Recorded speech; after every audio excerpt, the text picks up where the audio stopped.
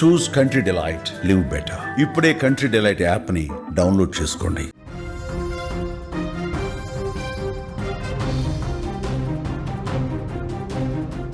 సరిగ్గా సినిమా స్టైల్లో జరిగిన ఒక కిడ్నాప్ డ్రామాతో ముంబై మహానగరం ఒక్కసారిగా ఉలిక్కిపడింది. ఒక వ్యక్తి సినిమా ఆడిషన్స్ పేరుతో ఏకంగా 17 మంది చిన్నపిల్లల్ని బందీగా పెట్టుకున్నాడు. ఒక వ్యక్తి తన డిమాండ్లు తీర్చకపోతే స్టూడియోకి నిప్పు పెడతానంటూ బెదిరించేశాడు. సమాచారం అందుకున్న పోలీసులు హుటాహుటిన రంగంలోకి దిగి ఆ స్టూడియో దగ్గరకు వచ్చారు. చివరికి నిందితుడికి పోలీసులకు మధ్య జరిగిన ఎదురు కాల్పుల్లో హైడ్రామా నడిచింది. తీవ్ర గాయాలతో ఆ కిడ్నాపర్ చికిత్స పొందుతూ ప్రాణాలు కోల్పోయినటువంటి పరిస్థితి మీరు విజువల్లో కూడా చూస్తున్నారు. ఆ కిడ్నాపర్కి సంబంధించినటువంటి దృశ్యం, అతను పెట్టినటువంటి డిమాండ్స్, అతను ఏం మాట్లాడాడు, ఆ పిల్లల్ని బంధించిన తర్వాత ఈ వీడియో రిలీజ్ చేశాడు.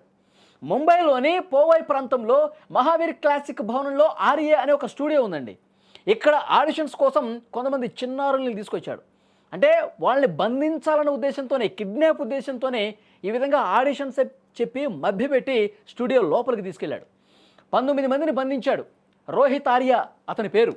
ఈ 19 మందిలో 17 మంది చిన్నారులే ఉన్నారు. ఒక వృద్ధుడు, ఇంకొక వ్యక్తి ఉన్నారు. అంటే 19లో 17 మంది 12 సంవత్సరాల వయసు ఉన్న వాళ్ళే, పిల్లలే. వాళ్ళందరినీ కిడ్నాప్ చేసిన తర్వాత ఈ కిడ్నాపర్ సినిమా స్టైల్లో తన డిమాండ్లని ఒక వీడియో రూపంలో రిలీజ్ చేశాడు. ఆ వీడియోని మీరు చూస్తున్నారు. ఈ వీడియోలో కొన్ని నైతిక, ధార్మిక ప్రశ్నలకు జవాబులు చెప్పాలని డిమాండ్ చేశాడు.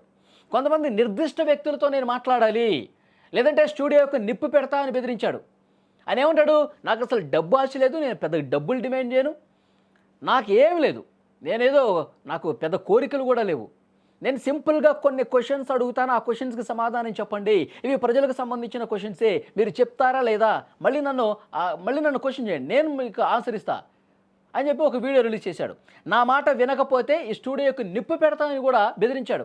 పోలీసులు చాలా ట్రై చేశారు. సరే, నువ్వు చెప్పిందల్లా వింటాము, నీకు ఎలాంటి జవాబులు కావాలో మేము ఇస్తాం, పిల్లల్ని వదిలేసే అని చెప్పి పోలీసులు 3 గంటల పాటు అన్ని రకాలుగా ప్రయత్నం చేశారండి. కానీ వినలేదు. వినకుండా అదే మొండి పట్టుదలతో ఉండి నేను స్టూడియోకి నిప్పు పెడతా, పిల్లలందరినీ చంపేస్తా అని చెప్పి స్టార్ట్ చేశాడు. ఇక వెంటనే పోలీసులు ఇక చేసేదేం లేక, వీడు దిగి రావట్లేదు, వీడు మాట వినట్లేదు, వీడు అనంత పని చేసే ఒక సైకో వెధవలాగా ఉన్నాడని చెప్పి పోలీసులు కొంతమందిని వెనక నుంచి పంపించారండి. అది 10 అంతస్తుల భవనం. వెనక నుంచి పంపించి అక్కడ వెనకాల బాత్రూమ్ లోపల నుంచి కిటికీ లోపల బదులు కొట్టి లోపలికి వచ్చి పిల్లల్ని కాపాడినటువంటి పరిస్థితి ఉంది. ఈ పిల్లల్ని కాపాడే క్రమంలో ఏదో అలికిడి వచ్చింది, ఎవరో వచ్చారు తీసుకెళ్ళడానికి అని చెప్పి భావించిన తర్వాత అతని చేతిలో ఎయిర్ గన్ ఉంది. ఆ ఎయిర్ గన్తో పిల్లలకి హాని తలపెట్టబోయాడు. వెంటనే పోలీసులు కాల్పులు జరిపారు. అతను కాల్పులు జరిపితే గాయాలతో పడిపోయిన అతన్ని వెంటనే మళ్ళీ ఆసుపత్రికి కూడా తీసుకెళ్లి జాయిన్ చేయించారు. ఆసుపత్రిలో చికిత్స పొందుతూ చనిపోయినటువంటి పరిస్థితి ఉంది. ఒక్కసారి పిల్లల్ని బంధించిన తర్వాత అతను ఏం మాట్లాడాడో ఈ వీడియోలో వినండి ఒకసారి. मैं रोहित आर्या। सुसाइड करने की जगह मैंने एक प्लान बनाया और कुछ बच्चों को इधर हॉस्टेज रखा है। मेरे को ज़्यादा डिमांड्स नहीं है, बहुत सिंपल डिमांड्स है, बहुत मॉरल डिमांड्स है, बहुत एथिकल डिमांड्स है। और मेरे कुछ सवाल है, मुझे कुछ लोगों से बात करनी है, उनको सवाल पूछने हैं, उनके जवाब पर अगर मुझे काउंटर क्वेश्चन है तो मुझे काउंटर क्वेश्चन पूछना है, लेकिन मुझे ये जवाब चाहिए। मुझे दूसरा कुछ नहीं चाहिए। ना मैं टेररिस्ट हूँ, ना मेरी बहुत बड़ी पैसों की डिमांड है, कुछ भी पैसों की डिमांड तो है ही नहीं, इमोरल तो बिल्कुल भी नहीं है। सिंपल कॉन्वर्सेशंस करने हैं और जिसके लिए मैं इन बच्चों को हॉस्टेज लिया है। ये मैंने एक प्लान के तहत ही हॉस्टेज लिया है। लेट्स चेंज 4 मैं सच में करने वाला हूँ। अगर ज़िंदा रहा तो मैं करूँगा, अगर मैं मर गया तो कोई और करेगा, लेकिन होगा ज़रूर। इन्हीं बच्चों के साथ होगा अगर इनको हार्म नहीं होता है तो, because the slightest wrong move from your end will trigger मी।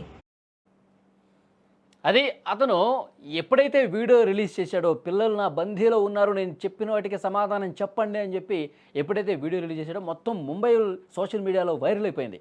ఒక్కసారిగా ఉలికిపాటు గురయ్యారు. తమ పిల్లలు ఎక్కడికి వెళ్ళారు, ఈ ఆడిషన్స్కి వెళ్ళారా, చాలామంది ఇంట్లో చెప్పే వచ్చారు. మేము అక్కడ ఆ ఆర్ఏ స్టూడియోలో ఆడిషన్స్ జరుగుతున్న ఒక వెబ్ సిరీస్ తీస్తూ ఉన్నారంట, అందులో ఛాన్స్ ఏమైనా ఉంటుందేమో అని చెప్పి చాలామంది ఇంట్లో చెప్పొచ్చారు. అరే, ఈ స్టూడియోలోకి వెళ్ళారు కదా, ఇతని దగ్గరికి వెళ్ళారు కదా, వీడు ఇంత సైకో వెదవని చెప్పి మనకి తెలియదు కదా అని చెప్పి తల్లిదండ్రులు హుటాహుటిన అసలు ఏం జరుగుతుందో, మన పిల్లల్ని ఏమైనా చేస్తాడని చెప్పి ఒక భయంతో, ఆందోళనతో స్టూడియో దగ్గరికి పరుగులు పెట్టారు. వెంటనే పోలీసులు కూడా వచ్చారు. 3 గంటలండి, 3 గంటల పాటు ఒక పెద్ద డ్రామా నడిచింది అక్కడ. వీళ్ళు ఫోన్ చేస్తూ ఉన్నారు, అతను మాట్లాడుతూ ఉన్నారు. మొత్తం ఎంతకి తెగట్లా. పిల్లల్ని ఏం చేయొద్దురా, పిల్లల్ని సేఫ్గా వదిలేసి, నువ్వేం అడిగితే దానికి ఇన్ఫర్మేషన్ ఇస్తాం, మేము సమాధానం చెప్తాం, వదిలే అని చెప్పేసి అన్నా కానీ నేను నిప్పు పెడతా, పిల్లల్ని నిప్పు పెట్టి చంపేస్తా మీరు ఇట్లా చేస్తే అని చెప్పి మళ్ళీ స్టార్ట్ చేశాడు. వెంటనే యాక్షన్లోకి దిగారనమాట.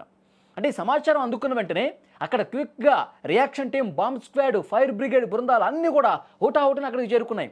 అధికారులు చాలాసేపు ఆ నిందితుడితో మాట్లాడి చర్చలు ఎంతకీ ఫలించకపోతే ఇక కమాండోలు రంగంలోకి దిగి వెనక నుంచి, ఇంతకుముందు నేను చెప్పినట్టు అక్కడ వెనక నుంచి ఏదైతే బాత్రూమ్ డోర్ ఉంటుందో దాంట్లో నుంచి దిగి ఈ విధంగా పిల్లల్ని కాపాడినటువంటి పరిస్థితుంది. రోహిత్ ఆర్య వీడి పేరు. అంటే ఎంత దుర్మార్గం చూడండి. చిన్న చిన్న పిల్లల్ని కిడ్నాప్ చేసి వెబ్ సిరీస్ అని చెప్పి డ్రామా ప్లే చేసినటువంటి పరిస్థితుంది. కాబట్టి ఇలాంటి వాడికి సరైన శిక్ష పడింది. పిల్లల తల్లిదండ్రులు మొత్తం ముంబై నగరం కూడా ఒక్కసారిగా టెన్షన్ పడ్డ పరిస్థితుంది. కాబట్టి వీడికి సరైన శిక్ష పడిందని చెప్పి చెప్తా ఉన్నారు అక్కడ స్థానికులు. పోలీసులు మాత్రం పిల్లల్ని కాపాడే ఉద్దేశంతోనే అతని మీద కాల్పులు జరపాల్సిన పరిస్థితి. ఎందుకంటే అతని చేతిలో గన్ ఉంది కాబట్టి ఏం చేస్తాడేమో అని చెప్పి రక్షణ చర్యలో భాగంగా అతని మీద కాల్పులు జరిపాం. అతను ఆసుపత్రిలో చికిత్స పొందుతూ చనిపోయాడని చెప్పి పోలీసులు కూడా అధికారికంగా ప్రకటించినటువంటి పరిస్థితి. ఇది కొంచెం రాజకీయంగా దుమారం రేగిన అంశం కూడా ఉంది ఇందులో. అతని గతంలో ఆయన ప్రభుత్వంలో విద్యాశాఖకి సంబంధించి కొన్ని ప్రాజెక్టులు చేశాడంట.